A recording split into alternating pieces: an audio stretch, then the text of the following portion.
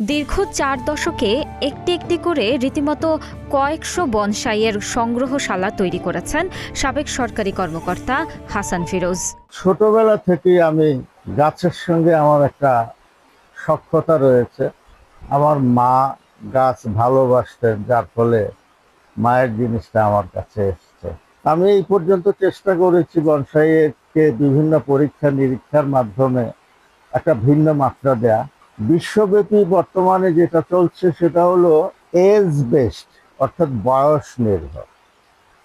যেই বনসাইটার বয়স বেশি তার মূল্যমান অনেক বেশি। কুমিল্লা নগরের শুভপুরে নিজের 2 তলা বাড়িতে বাংলাদেশ টেলিভিশনের সাবেক পরিচালকের বনসাইয়ের সংসার। সর্বত্র বনসাইয়ের কারণে সহদরা নামে ওই বাড়ি স্থানীয়দের কাছে পরিচিত বনসাই বাড়ি নামে। আমি বাংলাদেশ টেলিভিশনে চাকরি করতাম, ডাইরেক্টর হিসেবে রিটায়ার্ড করি 2016 সালে। বাড়ির আঙিনা থেকে শুরু করে সিঁড়ি হয়ে ছাদ সর্বত্রই ছেয়ে আছে বিভিন্ন প্রজাতির 5 শতাধিক বনসাই গাছ। অবশ্য এ বাড়িতে পরিণত বনসাইয়ের সংখ্যা 3 শতাধিক। চীন থেকে আসা একটা বনসাইয়ের ফসিল আমার নজরে আসে, একেবারে সামনাসামনি, গাছ কেটে বাধাই করা। এই গাছটা থেকে দেখে আমার এত ভালো লাগে যে তারা যদি এই বনসাই তৈরি করতে পারে, গাছকে এরকম ভাবে রূপ দিতে পারে, আমি কেন পারবো না? সেই থেকে আমি চেষ্টা শুরু করি যে কিছু করা যায় কিনা। বনসাই প্রেমী ফিরোজের ছাদ বাগানে রয়েছে শ্বেতচন্দন, পাকুড়, কৃষ্ণচন্দন, অশ্বত্থ, করম চা, অ্যাডিনিয়াম, পাইন, কাঁঠালি বট, বাঁশ, তেঁতুল, নিম, শিমুল, কামিনী, ঝাউ, খেজুর সহ নানা গাছ।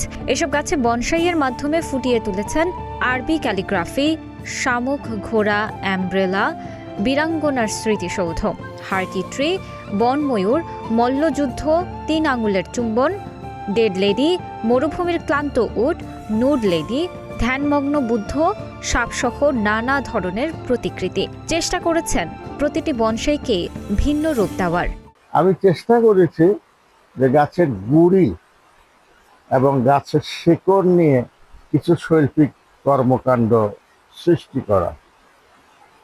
যেমন আমি গাছের কাণ্ড এবং শেকড় দিয়ে আমি ক্যালিওগ্রাফি তৈরি করেছি, আল্লাহু, মোহাম্মদ, প্রকৃতি, বিভিন্ন প্রাণীর আদল আনার চেষ্টা করেছি।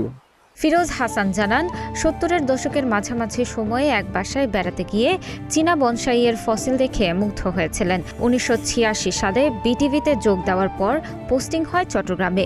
সেখানেই শুরু করেন বনসাই বাগান। সেই যাত্রা চলছে এখনও। 2016 সালে অবসরের পর পুরোদমে লেগে পড়েন বনসাই পরিচর্যায়। বনসাই এখন তার ধ্যান জ্ঞান। তো হঠাৎ করে আমার ওই প্রমোশন সূত্রে আমার বদলি হয়ে যাই আমি ঢাকাতে। তখন আমার গাছের সংখ্যা 500-এরও অধিক ছিল। তো এত গাছ নিয়ে তো আমি ঢাকায় রাখতে পারবো, যার ফলে কিছু বনসাই ওইখানে তাৎক্ষণিকভাবে বিক্রি করে দেই, বন্ধু বান্ধবদের মাঝে কিছু বিলি করে দিই, চাকুরি থেকে অপশন নেই। তখন থেকে আমার ধ্যান জ্ঞান সব আমার এই গাছের উপরে। বর্তমানে এই গাছ নিয়ে আছে। কিছুটা বিরক্ত হলেও এই দীর্ঘ যাত্রায় হাসান ফিরোজ হাসানের সহযাত্রী হিসেবে রয়েছেন স্ত্রী। অবসরে তিনিও সঙ্গী হন বনসাই পরিচর্যায়। অবশ্য অন্যান্য স্বজনরাও বনসাই পরিচর্যায় সহযোগিতা করেন হাসান ফিরোজকে।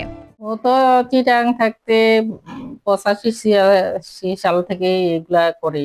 এটা ভালো লাগে, কিছুটা খারাপও লাগে, সারাক্ষণ গাছ আর এই গাছের পিছনে তো অনেক টাকা পয়সাও খরচ। কাজের অবসরে প্রায়ই এখানে আসি, আমার ভাইয়ের সাথে গাছগুলা পরিচর্যা করি, আমার ভালো লাগে। দীর্ঘ প্রচেষ্টায় কেবল কোনো সংগ্রহশালা নয়, হাসান ফিরোজ যেন তৈরি করেছেন নিখুঁত শিল্পের এক জীবন্ত জাদুঘর।